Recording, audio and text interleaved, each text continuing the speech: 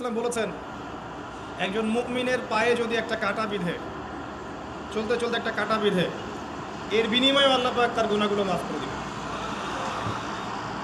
যে বিষয়টা বলছিলাম, আল্লাহ রাব্বুল আলামিন সূরা আরাফের 179 নম্বর আয়াতে বলেছেন যে আমি প্রচুর জিন আর মানুষকে সৃষ্টি করেছি জাহান্নামের জন্য, যার দলিল আমরা একটা হাদিস থেকে দিলাম যে উম্মতে মুহাম্মাদি 73 দলে ভাগ হয়ে যাবে, যার 72টা দলে জাহান্নামে যাচ্ছে, একটা জান্নাতে যাবে, তার মানে সংখ্যা কম হচ্ছে। আরেকটা দলিল দিচ্ছিলাম যে আল্লাহ রাব্বুল আলামিন কুরআনুল কারীমের শব্দের অপচয় করেন না। একটা শব্দ দিয়ে তিনি একটা কওমের ইতিহাস তুলে ধরেছেন।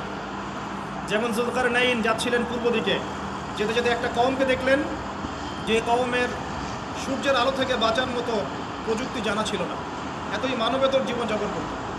আল্লাহ পাক এই কওম সম্পর্কে বললেন, কাযালিক, এরা এমনই ছিল। একটা শব্দ দিয়ে কওমের পুরো হিস্ট্রি বলা শেষ।